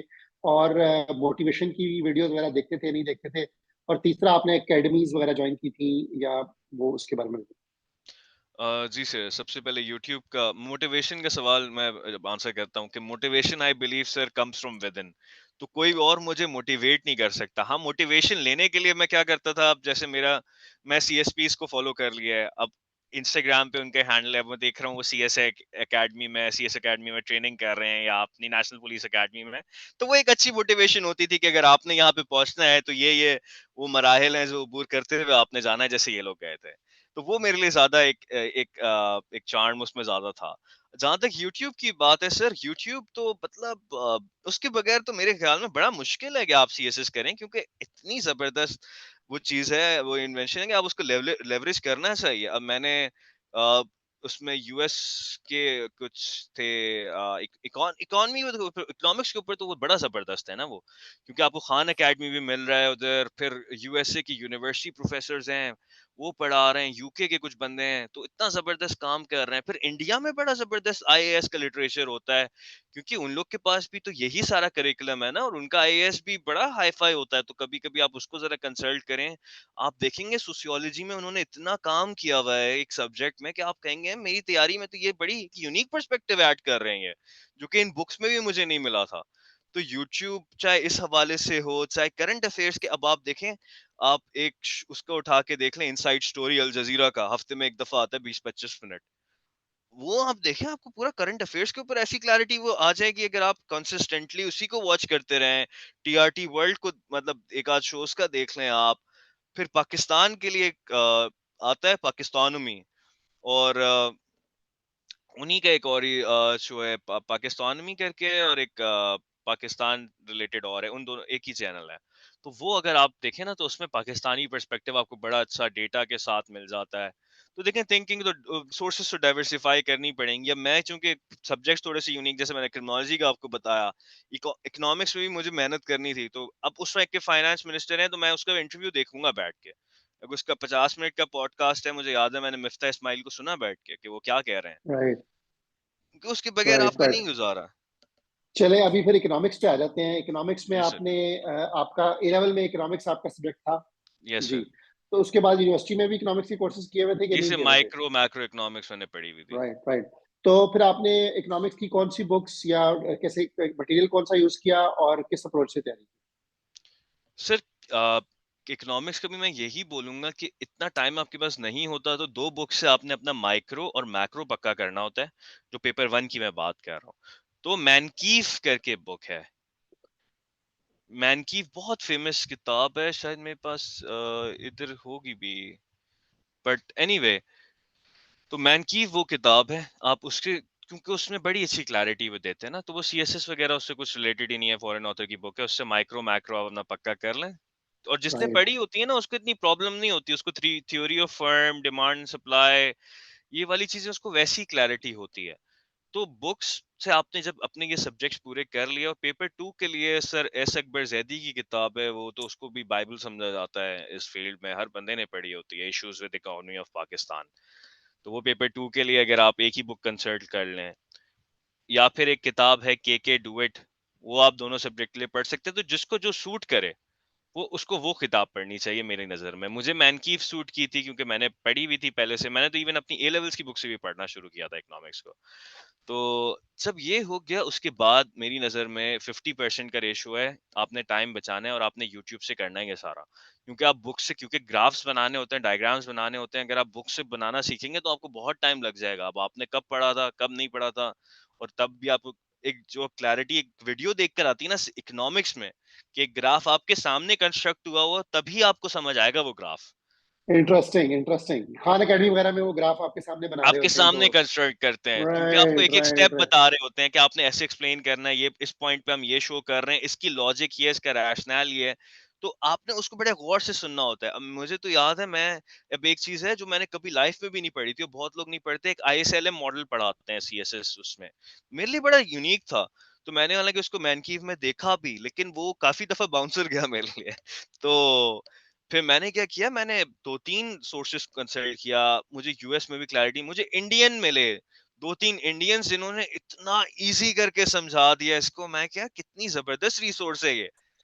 अच्छा, इंटरेस्टिंग है। आपसे बात करते हुए मुझे लग रहा है कि आपने कुछ सैकड़ों सोर्सेज गिनवा दिए हैं। आपको जहां सोर्स मिला है, आपने सीएसएस मेंटर्स को भी अप्रोच किया, पुराने को। आपने उनसे सॉर्ट ऑफ फ्रेंडशिप भी बनाई, आपने पुरानी किताबें भी खंगाली, आपने अपनी सिस्टर से भी हेल्प ली, आईआर, वो आईआर की एक्सपर्ट थी। You are very good at finding the right information. आपने खान एकेडमी से ग्राफ सीखे, आपने गूगल करके आप इंडियन तक भी पहुंच रहे हैं। तो आपने sort of, it's not like कि आप दो चार चीजों पर रिलाय कर रहे हैं, आप you are approaching the right person और right source for the right thing. तो आपने अपनी तैयारी को इस तरह मैनेज किया, you are taking information from multiple sources. That's very very interesting. That's very very interesting. तो ये हो गया आपका इकोनॉमिक्स का। आई थिंक आपके ऑप्शन बड़ा अच्छा क्लियर हो गया है। अब मैं आपसे पूछूंगा, आपने एकेडमी या जो है मेंटोर्स या किसी को, किसी से क्लासेस ली हो, अगर कोई कोई अच्छी तो अगर आप कोई रिकमेंड करना चाहें या कोई बताना जहाँ से फायदा हो, वो अच्छे टीचर्स, तो अगर आप मेंशन करना चाहें तो वो भी बता दें। जी सर, बिल्कुल। मैंने सबसे पहले तो मैं किप्स एकेडमी गया था कराची में, जिसने मुझे काफी हद तक फायदा ये दिया था कि मुझे पास सीएसपीज अवेलेबल थे, जो एटलीस्ट मुझे वैल्यूएशन तो दे सकते थे ना। मैं ये मानता हूँ, और कि एकेडमी बड़े कम आपकी तैयारी जो आपकी कराती है एकेडमी, कोर्स कंटेंट में उस तरह से नहीं करवा पाती कोई भी एकेडमी हो। मैं किप्स की बात नहीं कर रहा, किप्स ने तो फिर अपना हक अदा किया होगा काफी हद तक, लेकिन स्टूडेंट को खुद बहुत मेहनत करनी है। तो मैं एकेडमी को एंडोर्स करते हुए ये जरूर बताता हूँ कि 70-30 ऑफ द इक्वेशन है। हाँ, वो 30% बहुत इंपॉर्टेंट है जो एकेडमी आपको देगी। तो आप जाएं एकेडमी में, आप उसको लेवरेज करें दो चीजों के लिए, आप सीएसपी से वैल्यूएशन लें, और आप वहीं पे बैठ के मॉक्स दें, क्योंकि आपको नहीं पता ना आपकी तैयारी कहाँ है। अब मुझे पता है कि मेरे एग्जाम में कोई 5 महीने रहते थे, तो एक टीचर थे हमारे, सर हसन किप्स में ही, सो ही सेड कि यार यू आर रेडी, अब आप लिखना शुरू करें, आप पढ़ क्यों रहे हैं? उन्होंने फिर मुझे बताया कि बाकी आपके साथ का जो कंपटीशन है वो तो अभी एक सेंटेंस भी उसको सही से लिखना नहीं आ रहा, आप तो पूरा पूरा लिख सकते हैं, क्योंकि उन्होंने एक चीज चेक की, उन्होंने कहा कि अब आपको किसी चीज पे भी काम करने की जरूरत नहीं है, आपने मैक्सिमम टाइम मॉक्स देने हैं। सिमिलरली सर शाज़ेब मुश्ताक जो मेरे मेंटोर थे, जब मुझे भी होता था कि मेरी तैयारी पूरी नहीं है, उन्होंने कहा तैयारी हो या ना हो मॉक्स देने हैं, और वो मॉक्स का राइट। प्रेशर इतना होता था कि आप रिवाइज फिर करते ही थे। Okay okay, sort of force हाँ, प्रोफेशन क्विकली, यू फोर्स, आपने मॉक्स पे एनरोल कर दिया है। It's like mortgage in in the हाँ, यूएस, के आपने फोर्स सेविंग है, ये फोर्स एग्जैक्टली, प्रिपरेशन है, right? Very exactly. Interesting mental model. ठीक है, सो आपको मॉक्स जो है, एकेडमीज का सबसे बड़ा पर्पस मॉक्स है, और दूसरा you can surround yourself with the CSPs, और उनसे आप इवैल्यूएशन लें। तो इवैल्यूएशन में आप ऐसे भी इवैल्यूएट करवाते थे? जी, जी। ऐसे सबसे ज़्यादा मैंने सर शाज़िब मुश्ताक से इवैल्यूएट करवाया है, क्योंकि उन्हीं को मैंने फ़ॉलो किया था डे 1 से, और ऐसे उनके अलावा मैंने किसी से नहीं अच्छा, पढ़ा है। व्हाट वाज द ट्रिक कि आपने एक इतने इंपॉर्टेंट सीएसपी ऑफिसर से टाइम जनरसली आपने आपने उन्होंने आपको टाइम दिया? व्हाट वाज वो, I mean how did this that happen? अक्सर तो ये सीएसपी के पास इतना टाइम नहीं होता कि वो बार बार किसी को हेल्प जी कर पाए। सर, 2 चीज़ें थी, मेरी लक बहुत अच्छी थी, जो उनका छोटा भाई है वो मेरा बेस्ट फ्रेंड है। सबसे बड़ी राइट चीज़ तो ये थी, लेकिन उन्होंने मुझे देखा था, पहले वो मुझे भी उस तरह से टाइम नहीं देते थे, जो फैक्ट बात है। राइट एक दिन उन्होंने मुझे खुद कहा कि यार तुमने इतनी मेहनत कर ली और तुम आ गए, अब तुम डिज़र्विंग हो उस टाइम के और उस रिस्पेक्ट के जो तुम्हें मिल रही है। तो ये सब राइट तुम उस पॉइंट तक आया, क्योंकि मैंने उनको करके दिखाया। आप हर सीएसपी के पास सर 100-200 बंदा आता है कि आप मुझे गाइड करें, और फिर वो गायब हो जाता है। तो मैं वो था जो राइट। गायब नहीं हुआ। मुझे उन्होंने टास्क दिया, मैं फॉलो अप कर रहा हूँ कि सर ये हो गया, आप बताएं नेक्स्ट क्या करना है। तो आपने अपने मेंटोर ओह की रिस्पेक्ट खुद गेन करनी है ना, उसको वो सीरियसनेस और वो, अब वो प्यासा जाएगा ना कुएं के पास, कुआं तो नहीं आ रहा है प्यासे के पास और उससे पूछेगा कि राइट वो where do you right right. Stand. So इसका मतलब है कि सैकड़ों लोग जाते हैं और काफी लोग उसको फॉलो अप नहीं करते, बातों की हद तक, या उसको आपने उसको फॉलो अप किया, उनको काम करके दिखाया, बार बार उनको आपने अपना काम भेजा, और उन्होंने देखा कि आप प्रोग्रेस कर रहे हो, कंसिस्टेंट हो, तो फिर आपने उनकी अटेंशन को ग्रैब किया और उन्होंने आपको फिर एक टाइम दिया कि उन्होंने समझा होगा कि ये उनका टाइम जो है वो जाया नहीं जा रहा किसी बिल्कुल ऐसे सर। बंदे के ऊपर जो अपना टाइम जाया कर रहा है, क्योंकि उन्होंने आपको देखा कि आप अपने टाइम को बहुत अच्छी तरीके से यूटिलाइज कर रहे हो, तो उन्होंने आपको काफी ज्यादा हेल्प की। That's very impressive. उसके अलावा जो है, दैट्स वेरी वेरी इंटरेस्टिंग। उसके अलावा जो कंपल्सरीज में ऐसे ही सबसे ज्यादा इंपॉर्टेंट होता है, प्रेसी में कुछ आपको तैयारी करनी पड़ी, या वो that came naturally to you? और ऐसे भी? जी सर, ऐसे तो मैंने बहुत ज़्यादा मेहनत की है। जैसे हमने शुरू में बात की थी कि इंग्लिश के स्ट्रक्चर के ऊपर मुझे इतना काम नहीं करना था। वो मतलब इंग्लिश के ऊपर काम नहीं करना था, सिर्फ़ इन चीज़ों के स्ट्रक्चर के ऊपर काम करना था ऐसे। इटसेल्फ इटसेल्फ इंग्लिश के ऊपर मैंने एक दिन भी नहीं लगाया होगा कि मैं अपना ग्रामर बेहतर कर लूँ या स्पेलिंग्स या पंक्चुएशन। वो अल्हम्दुलिल्लाह बेस बनी हुई थी, और बड़ा प्रिविलेज था, अल्लाह का लाख-लाख शुक्र है कि उस चीज़ पे मेरा दिन एक भी नहीं ज़ाया हुआ। तो सर शाज़िब के पास मैं ऐसे पढ़ता था, करंट अफेयर्स के लिए हमारे पास सर सलमान होते थे, वो बड़ी अच्छी वो क्लासेस लेते हैं कि कोई कंसल्ट करना चाहे सर सलमान को फॉर दैट, सर शाज़िब को फॉर ऐसे।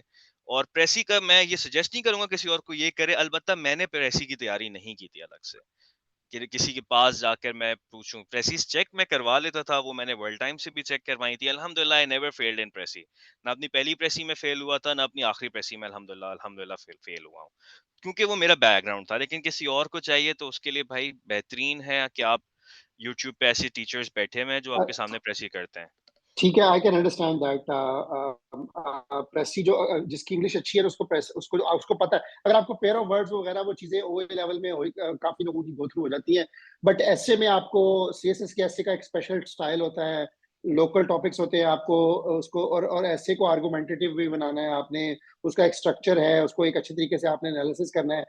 तो अगर मैं आपसे पूछूं कि 5 जुमलों में बताएं कि अच्छा ऐसे क्या होता है और बुरा ऐसे क्या होता है, तो आप क्या बताएं, क्या कहेंगे? सर सबसे पहले अच्छा ऐसे वो होता है जो एक एक टॉपिक को पहले उसने परसीव कर लिया हो, सही इंटरप्रिटेशन उसकी सही हो। तो अच्छे ऐसे होने के लिए आपको टॉपिक इंटरप्रिटेशन बहुत जरूरी है। राइट दूसरा एक अच्छा ऐसे में एक क्वालिटी होती है कि वो उसमें एक स्टांस बहुत क्लियर होता है कि आप क्या बात कर रहे हैं, किस किस साइड के साथ हैं आप, प्रो में हैं, कॉन में हैं, लेकिन आप यस और नो में ही जा सकते हैं आप। ऐसे तीसरा कोई ऑप्शन नहीं होता ऐसे में। जैसे मेरा ऐसे था तो बिल्कुल yes yes yes outright yes था कि सोशल मीडिया ने डिजिटल डेमोक्रेसी क्रिएट की है। स्टांस बहुत जरूरी होता है। तो सबसे पहले हमने बात की, इंटरप्रेट सही कर लिया, स्टांस उसको दे दिया कि मैं क्या सोचता हूँ। फिर क्लियरली कम्युनिकेटिव होना चाहिए, ऐसे कि आप easy English, easy to understand English, not riddled with spelling mistakes. मैं कहता हूँ मैंने बहुत मुश्किल इंग्लिश बाकी पेपर में यूज की होगी, ऐसे में मैंने मुश्किल इंग्लिश नहीं यूज की थी। मुश्किल इंग्लिश यानी जार्गन से हट के, पॉल साई का जार्गन नहीं आना चाहिए, आईआर का जार्गन, इकोनॉमिक्स का। क्योंकि मैं वो चीजें लिखूंगा, अब मेरी मेरी डिग्री है उसमें, या मैंने पढ़ा है ना, एग्जामिनर तो इंग्लिश का प्रोफेसर होगा, उसको मैं वो क्यों चैलेंज दूं अननेसेसरी कि वो नेविगेट करे कि इस वर्ड का क्या मतलब है। तो जार्गनेटेड लैंग्वेज नहीं होनी चाहिए। इकोनॉमिक्स के पेपर इकोनॉमिक्स का दिखना चाहिए, ऐसे का पेपर ऐसे का दिखना चाहिए। उसमें आपको you need to break it down in easier words for the examiner. तो जो लोग बोरो करते हैं ना सब्जेक्ट की ग्लॉसरी दूसरे सब्जेक्ट की, ऐसे में कभी भी नहीं, बिल्कुल सिंपल। तो तीसरी चीज ये कि सिंपल कम्युनिकेटिव ऐसे होना चाहिए आपका। राइट, चौथी, राइट। या जी, जी। चौथी चीज आपकी है उसमें यह है कि आउट उसकी ऑर्गेनाइजेशन बहुत अच्छी होनी चाहिए। जब आपने सही इंटरप्रेट भी कर लिया, स्टांस भी ले लिया, कम्युनिकेट भी आप सही कर रहे हैं, फिर आपने उसको ऑर्गेनाइज बहुत अच्छी तरीके से करना है। और व्हाट पांचवी डज दैट चीज मीन? फिर व्हाट डज आपको, that mean? No, what does that मैं मीन समझाता हूँ, हाँ, ऑर्गेनाइज? जी, जी। जी, जी। ऐसे मैं आउटलाइन बना रहा हूँ। अब मैंने एक पॉइंट लिखा है, जेंडर जेंडर के ऊपर पॉइंट लिख रहा हूँ मैं, कि women are being female infanticide हो रहा है, उनको एट बर्थ मतलब मार दिया जा रहा है। और एक राइट, पॉइंट में लिख रहा हूँ कि औरतों की तनख्वाह बहुत कम है।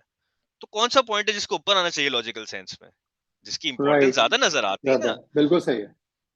तो ठीक है। इसी तरह से कि एक पॉलिटिकल सोशल और उसकी अगर मैं ऑर्गेनाइजेशन भी कर रहा हूँ, तो सबसे जो इम्पोर्टेंट पॉइंट है, अगर मैं टेक्नोलॉजी के उसकी बात करता हूँ कॉन्स की, तो न्यूक्लियर वॉर को मुझे सबसे ऊपर रखना चाहिए, अगर मैं रख ही रहा हूँ।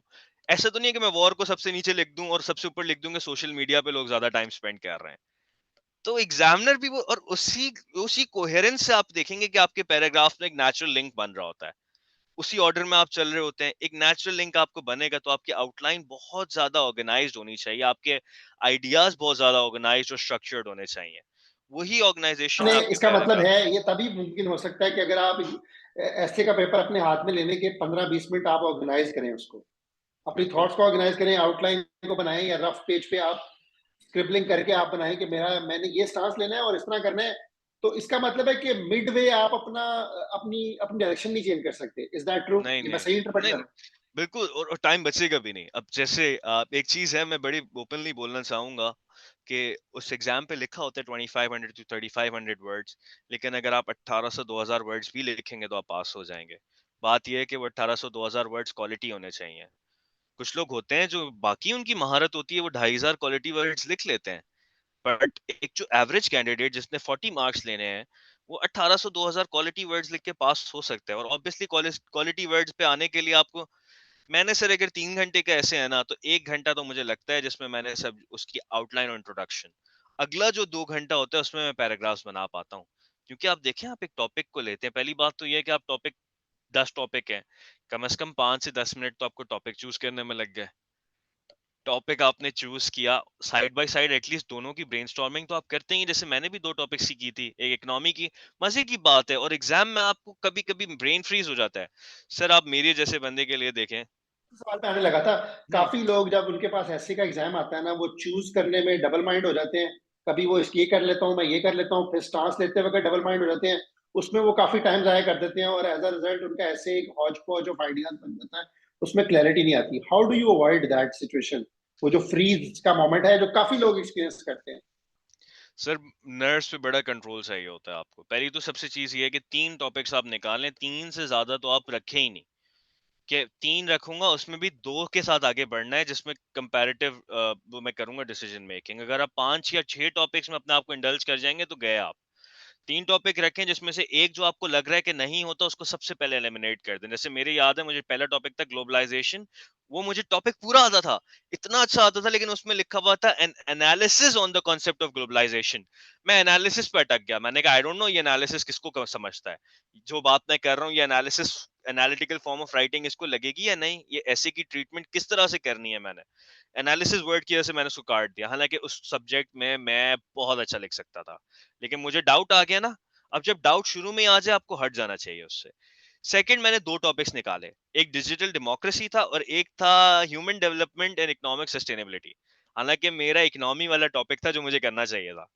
मैंने उसको देखा, मैं कि यार मुझे नहीं लगता कि मैं इतनी, क्योंकि मैं साइड बाय साइड दोनों की आउटलाइंस इवैल्यूएट कर रहा था कि इसमें मैं ये पॉइंट लिखूंगा, ये पॉइंट लिखूंगा, ये पॉइंट लिखूंगा। हालांकि इकोनॉमी मेरा सब्जेक्ट, इकोनॉमिक्स मेरा सब्जेक्ट है, मेरा मेरा मेजर 200 मार्क्स रखे हुए मैंने उसमें और मुझे आता भी है।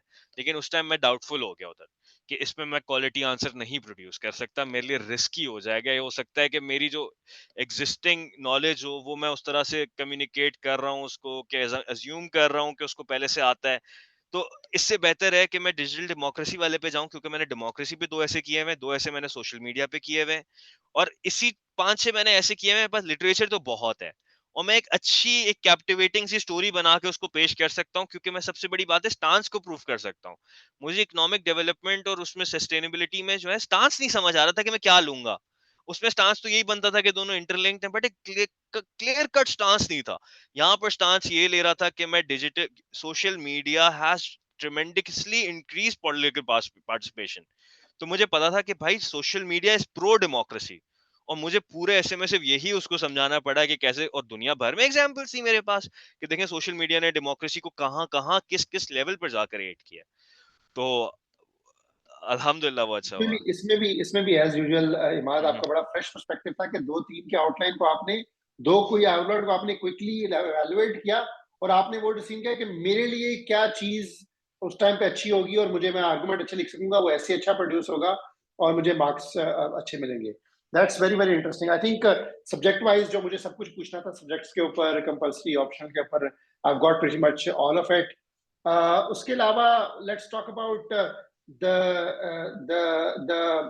जब आपने क्वालिफाई हुए रिटर्न में, तो जब रिजल्ट आया तो उस रात की क्या फीलिंग्स थी, और आप जब रिजल्ट आ रहा था तो आपको क्या पता था कि आपका हो जाएगा? Go back that time, result आने से 2-3 दिन पहले, were you were you sure कि आपका हो जाएगा, या you were sort of you know like कि ये अब आप हाइंडसाइड पे आप कह पा रहे हैं, या आपको पता था कि आपका हो जाएगा, या कन्वर्सेशन आपके घर में क्या कन्वर्सेशन थी? आई थिंक अल्लाह ताला बहुत रहीम है, और जिसने भी मेहनत की होती है मेरे ख्याल में अल्लाह ताला उसको नवाजता जरूर है। तो मेरे घर वालों ने वो देखी थी, वो मेहनत, वो कुर्बानी। जब मैं 22 23 की क्या एज होती है आपकी, आप सीएसएस करने चले हैं, ठीक है, मैं 23 इयर्स का था जब मैं एग्जाम हॉल में बैठा हुआ था। तो उस दौरान आपकी, मतलब आपको भी, आप उस तरह की याद करें व्हेन यू वर 22 23, तो एक अलग ही बंदा अपने फ्रेंड्स में होता है, अपनी लाइफ में होता है। तो उसमें आप कमरे में अपने आप को बंद कर लें और आप कहें कि जी मैंने ना किसी बर्थडे में जाना है, किसी की ना शादी में जाना है, ना कहीं जाना है। तो एक वो चीज बड़ी क्लैरिटी के साथ आपको होती है। एक साल सर फॉर्मली मैं उस जोन में रहा हूँ, और मुझे ये पता था कि अल्लाह ताला ने मेरा साथ बहुत जगहों पे दिया है, मेरी तैयारी बहुत अच्छी हुई है। मेरा एसए का पेपर एक मौजज़ा ही था कि वो, मतलब इतने टफ उसमें सिनेरियो में एक अच्छा कंक्लूजन के साथ प्रॉपर आउटलाइन वाले ऐसे टाइम फ्रेम में बन गया। जब वो हो गया तो मुझे किसी एग्जाम की ऐसे टेंशन नहीं थी। मुझे ये डे वन से बहुत ज्यादा क्लैरिटी थी कि इंशाल्लाह ताला मैं कोई सब्जेक्ट फेल नहीं करूंगा सिवाय एसए के, क्योंकि ये वो सब्जेक्ट है जो कोई भी फेल कर सकता है। अच्छा कैंडिडेट सर आप भी जानते हैं 11 सब्जेक्ट वो हमेशा निकालता ही है, या 10 तो निकालता ही है, अगर चले प्रेसी में किसी की वीक है, उससे ज्यादा नहीं है सीएसएस, इन दो सब्जेक्ट से ज्यादा। तो मुझे जिस दिन ये ऐसे का क्लैरिटी हो गई थी, क्योंकि दो तीन मेंटोर्स के पास मैं गया था, वो आउटलाइन लेकर और दिखाई थी कि मैं ये लिख कर आया हूँ। तो तीन में से दो ने तो मुझे शोर शॉर्ट कहा था कि डन है, एक ने कहा था कि आई डोंट नो पैराग्राफ में तुमने क्या किया, या आर्ग्यूमेंट कितनी अच्छी प्रूव करके आए हो। तो अब इस पॉइंट पे एंटिसिपेशन ऐसी थी कि अगर क्लियर ना होता तो बहुत ज्यादा डिसअपॉइंट होता, क्योंकि मैं तो अपने आप को मान के बैठा हुआ था कि डे वन से आई एम सीएसपी। जिस दिन से मैंने एक राइट। तैयारी का आगाज किया है, पेपर देकर आया हूँ, क्योंकि मैं कभी भी ना भिड़चाल का शिकार नहीं हुआ सर। वो मैं एक एग्जांपल यहीं पे ऐड करना चाहूंगा कि आप 200 250 लोगों के साथ तैयारी करते हैं, आप उन्हीं का पार्ट मत बन जाएं, don't be a part of the crowd. क्योंकि उनकी गलती नहीं है, लेकिन वो एक जैसे हो गए, अब आप और वो कोई कोई तफरीक नहीं है, कम्पिटिटिव एग्जाम है। अब आप इमेजिन करें जब एमपीटी हो रहा है, मैंने एमपीटी देखा, मैंने कहा यहाँ पे मेहनत जरूरी उस तरह से नहीं है, 200 मार्क्स का है, 66 पासिंग चाहिए। मैंने थोड़ी सी मेहनत की और मैं अपनी तैयारी नहीं स्टॉप की। अब जब लोग एमपीटी का पढ़ रहे थे, मैं सीएसएस 2022 के मॉक्स दे रहा हूँ बैठ के। 2 दिन बाद एमपीटी है और मैं मॉक्स किसी और चीज के दे रहा हूँ। अल्हम्दुलिल्लाह मेरे 130 मार्क्स आए उसमें भी, आउट ऑफ 200 66 चाहिए थे। लेकिन मुझे ये क्लैरिटी थी, आपको पता है सर, मैंने ऐसे एग्जाम हॉल्स में भी मॉक्स दिए हैं जिसमें मैं अकेला बंदा बैठ के एग्जाम दे रहा होता था, क्योंकि वो बाकियों को क्यों? लगता बाकियों को लगता था उनकी तैयारी नहीं है, उन्होंने रजिस्टर ही नहीं किया हुआ होता था। अब मैं फरवरी में मॉक्स दे रहा हूँ, मैं मार्च में मॉक्स दे रहा हूँ। अब जब मेरे जो साथी हैं, जब उन्होंने पहला अपना मॉक्स दिया है, पहला अपना मॉक दिया है, मैं 4 मॉक्स दे चुका हूँ।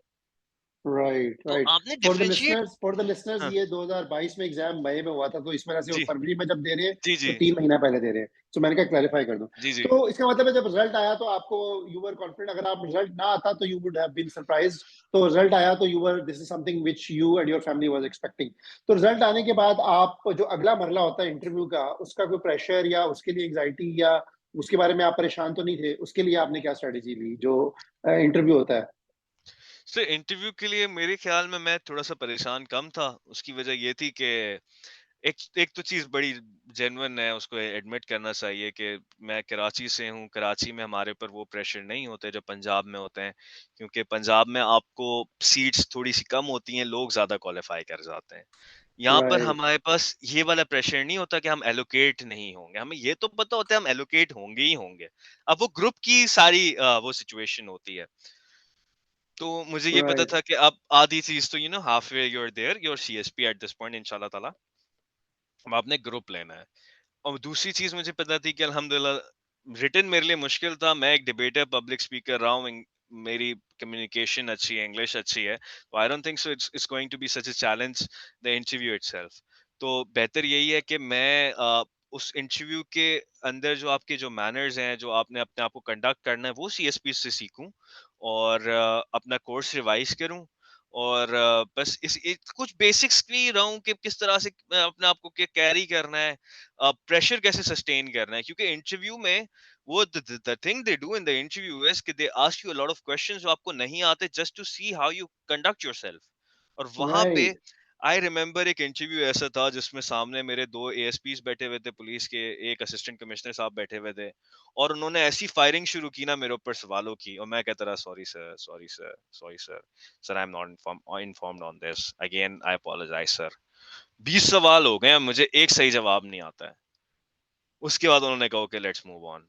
इंटरव्यू उन्होंने डिस्कशन बेस पे शुरू किया, मैंने बड़े अच्छे आंसर्स दिए। उसके बाद सर ने कहा वेल डन, बहुत अच्छा इंटरव्यू दिया। मैं उनको देख रहा हूँ, मैं कह रहा हूँ यार कैसे वेल डन, कह रहे हैं वो जो हम शुरू में कर रहे थे that was just to break your confidence, just to see कि आप कहाँ पे ब्रेक होते हैं। बट अच्छी बात ये है कि आपको नहीं भी राइट। आया तो ये तैयारी बड़ी जरूरी होती है, पढ़ तो अच्छा, आप खुद अच्छा, भी सकते अच्छा। हैं। Right, it's about mental toughness and just keeping perspective. अगर आपको 5-10 सवाल नहीं आए तो don't lose your confidence, don't sweat, just held yourself, और उसके बाद जो चीज आपको आती है उस पे बात करो। And sort of that's very interesting कि आपने दोनों, ना तो ज्यादा शोखे ओवर कॉन्फिडेंट होना है, ना अंडर कॉन्फिडेंट होना है, दोनों एक बैलेंस और एक डिसेंट डेकोरम रखना है। मेरे ख्याल में यही बात आप कहना चाह रहे हैं। बिल्कुल से बैलेंस रखना है आपने, बिल्कुल ये नहीं होना कि आप बिल्कुल ही वो परेशान हो जाएंगे क्योंकि उनको वो नहीं पसंद, और शोखा भी नहीं पसंद। ग्रेड 22 ऑफिसर्स बैठे हुए हैं जो एक फ्यूचर ऑफ पाकिस्तान देख रहे हैं आपके अंदर।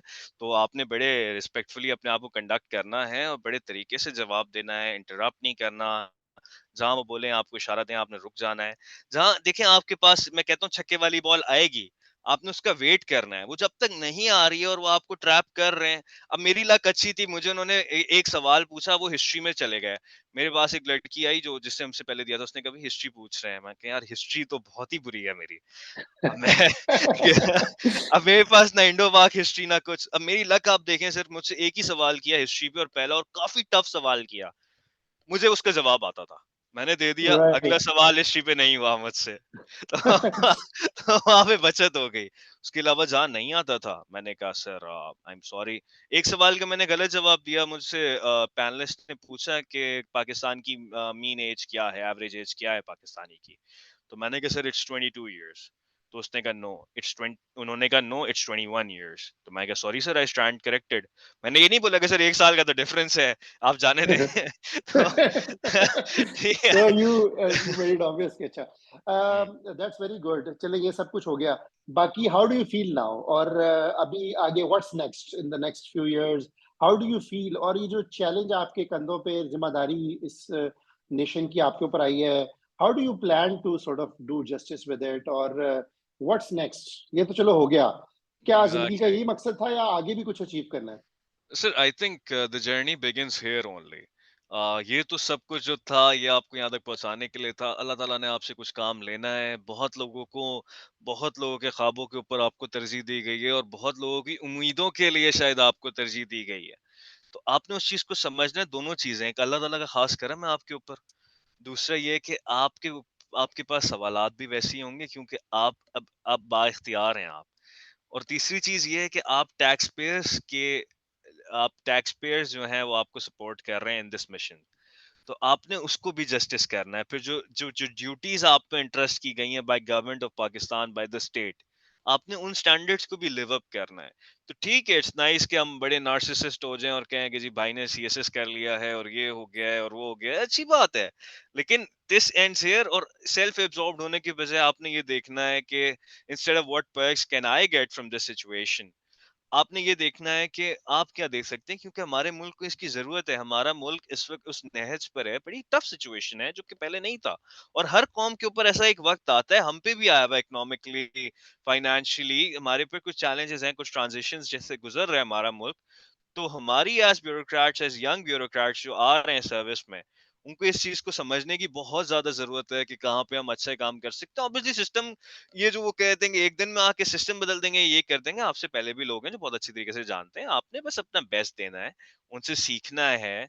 आपने अकाउंटेबिलिटी और सेल्फ अकाउंटेबिलिटी का एक प्रोसेस रखना है कि मैं एज ए सिविल सर्वेंट क्या डिफरेंस क्रिएट कर सकता हूँ उस सोसाइटी में। क्या मैं, अब जैसे सर मैं हूँ, अगर अगर मैं इनलैंड रेवेन्यू सर्विस में हूँ, तो मैं जाके देखूंगा कि किस तरह से मैं दोनों चीजें करनी है। मैंने मुल्क के लिए टैक्स भी जनरेट करना है और टैक्स पेयर को कहाँ मैं रिलीफ दे सकता हूँ, ये कहाँ मैं उससे मैं उसकी बात सुन के मैं उनको समझाऊं, एक दोनों के दरमियान एक इंटरमीडिएरी बनूं। ये मेरी जाती सोच है। आई डोंट नो, मैं सर्विस में गया नहीं हूं उस तरह से, मुझे पता नहीं है क्या होगा, बट अभी एट दिस पॉइंट मेरी ये सोच है कि ब्रिज बनूं और एक अवेयरनेस क्रिएट करूं कि देखें आपके टैक्स से हमारे मुल्क, अगर ज्यादा लोग टैक्स पे करेंगे तो उसी से हमारा मुल्क आगे सस्टेनेबली चलेगा। और जिस तरह से हम देखना चाहते हैं बाकी मुल्कों को, वो इसलिए होता है कि वहाँ के लोग वहाँ पे अपना रोल अदा करते हैं। तो it's a two way thing that I feel कि हमें करना चाहिए। चले इमाद, मैं इसको वाइंड अप करता हूँ आखिरी सवाल पे। Yes sir.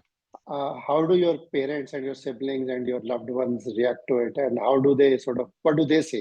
किस state of mind में, अब तो खैर मेरे काफी देर हो गई होगी रिजल्ट को, what do they feel like, या what is the environment like, parents achievement के बाद what do they say to you? I mean, they are obviously so very, very proud, and I think this is something that's unparalleled to any happiness that they have ever received. जिस दिन मेरा allocation का result आया, मेरी sister का निकाह था उस दिन, और Right. उसी टाइम पे रिजल्ट आ गया। I didn't want it to happen, but news break हो गई और वो सारी अटेंशन जो है वो उस चीज के ऊपर आ गई कि इसने सीएसएस किया है। और अभी तक मतलब लोग मुबारकबाद। और आपको पता है हमारी सोसाइटी में ये है, तो मत जिधर भी आपके पेरेंट्स जाते हैं, they are treated like celebrities. तो अल्हम्दुलिल्लाह Right. अल्लाह ताला का ये बड़ा करम था। और वही चीज मुझे याद दिलाती है बार बार कि आपको ये चीज मिली है, अब आपके ऊपर बड़ी ड्यूटी है कि आपने एक बड़ा पॉजिटिव रोल अदा करना है। तो Very आपके nice, parents very nice. Actually proud तब होंगे जब लोग कहेंगे कि देखिए इन ऑफिसर्स के माँ बाप ने कितनी अच्छी इनमें एक तरबियत की है कि देखिए ऑफिसर आके एक मुल्क के लिए कमा रहे, अच्छा काम कर रहा है। अच्छा, आपके कुछ आपने मेंटर्स के नाम के लिए सर्विस में कुछ आपके सॉर्ट ऑफ आइडियल्स हैं कुछ, या who you see as sort of officers में कुछ ऐसे हैं, तो वो जिक्र कीजिएगा। दूसरा, I am very happy to have this conversation. I think it was a very unique, I wasn't expecting this sort of unorthodox approach of yours, क्योंकि आपने जो जिस तरीके से तैयारी की है और ऐसे को भी जिस तरह आपने एक्सप्लेन किया है, आपकी सब्जेक्ट सिलेक्शन, हर चीज was there was originality और original thinking was oozing out of everything that you said। और थैंक यू। मेरे ख्याल में ये मैंने बहुत सारे इंटरव्यूज देखे हैं एस्पायरेंट्स के, मेरे ख्याल में इतना यूनिक मैंने शायद ही एक आधे से ज्यादा इंटरव्यू देखा होगा। This is very, it's a breath of fresh air. आपकी ओरिजिनल थिंकिंग है, यूनिक थिंकिंग है, and I am really impressed by your mind, in the way you prepared for it, in the way you conducted yourself for the interview, and your sort of approach to life and your approach to how you want to serve your life.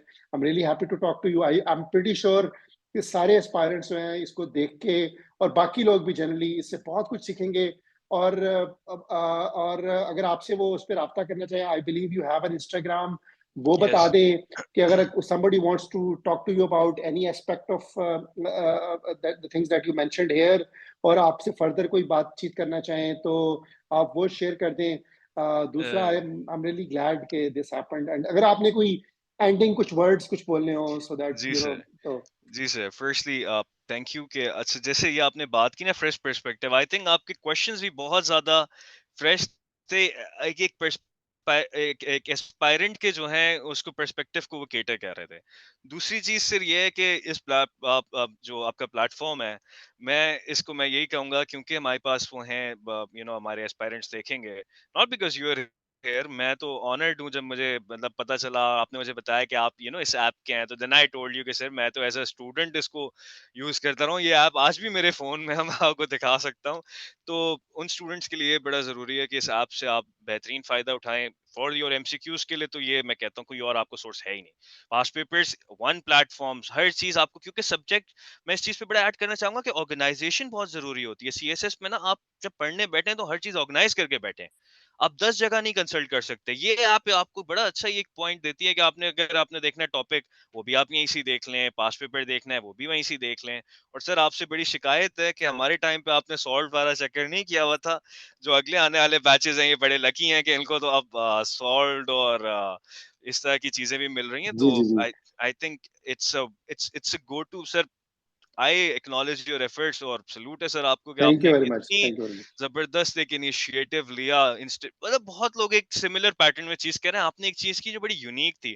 नाम भी बड़ा उसका unique था। हम अक्सर अपने दोस्तों को भी आपस में छेड़ते हैं, एक दूसरे का नाम ने रखा हुआ है कि आप हमारे सीएसएस एग्जाम कंपेनियन है। तो तो, अच्छा, ये तो मुझे नहीं पता था कि ये तो तो, बड़ा इंटरेस्टिंग। तो अच्छा, ये अच्छा। हाँ, तो इसलिए इस ऐप की एक बड़ी मेरे साथ जो है वो एफिलिएशन है और आज तक है अल्हम्दुलिल्लाह। तो वैसे वेरी इंटरेस्टिंग, पहली 7 साल से मैं हमने ये ऐप बनाई है, तो 7 साल में पहली दफ़ा किसी ने मेरा वो जो जिस वजह से मैंने नाम रखा था ना, उसको पिक आउट किया है कि it is a companion to your preparation. So उसके बाद फाइनल पार्टिंग वर्ड्स कुछ आप कहना चाहें तो? अगेन सर, अगर जो एस्पायरेंट्स देख रहे हैं दोनों के लिए जो क्लियर कर जाते हैं, अगेन उनके लिए वही मैसेज है कि this is not so much for you as for what you can do for people. और एस्पायरेंट्स के लिए यही है कि देखिए सेकंड, जैसे हम लोग कहते हैं ना, पार्ट टाइम या सेकंड शिफ्ट जॉब या साइड हसल नहीं होना चाहिए। अगर आप कर रहे हैं होल हार्टेडली करें और हर चीज अपनी लगा दें, अल्लाह ताला आपको उसका रिवॉर्ड करेगा। अल्लाह की ज़ात से आपका ताल्लुक थ्रू आउट होना चाहिए, मेरा था जितना हो सकता था। और आपको एंड डेस्टिनेशन को देखना चाहिए कि मैं यहाँ तक पहुंचूंगा। देखें जो बाकी वो कर रहे हैं ना, उसकी मेहनत है। तो अगर आप अल्लाह से भी तवक्को रख रहे हैं और आप वो ख्वाब भी देख रहे हैं, तो फिर उतनी मेहनत भी करें जितना वो अगला दूसरा बंदा कर रहा है। 8 घंटे 10 घंटे वो दे रहे हैं अपनी जिंदगी के रोज, और रोज देना बड़ा मुश्किल होता है। रोज आपको मटेरियल गैदर करना, इसके पीछे भागना कि सर मेरे 2 मिनट दे दें, सर ये चेक कर लें, तो वो सारी चीजें आप करें, इंशाल्लाह ताला आपको रिवॉर्ड मिलेगा। फुल टाइम जॉब है जो आपने 1 साल या एक लंबे अरसे फुल टाइम जॉब करनी है फुल टाइम जॉब और है सर। उसको बहुत ज़्यादा मेहनत से करनी है। तो we get your message. Thank you very much, thank you very much Imad, thank you and sir. really happy, really glad. It was a very good conversation, and God bless you. I wish you good luck, and I wish I could, see more of you and see more people like you in the civil services. I'm really proud of you. I think the whole world is, the whole Pakistan is very proud of you. Thank you Thank you sir, very much. Thank you, very kind of you Thank you. Sir. अस्सलाम Take care. वालेकुम। Allah Hafiz. अल्लाह Allah हाफिज। Hafiz.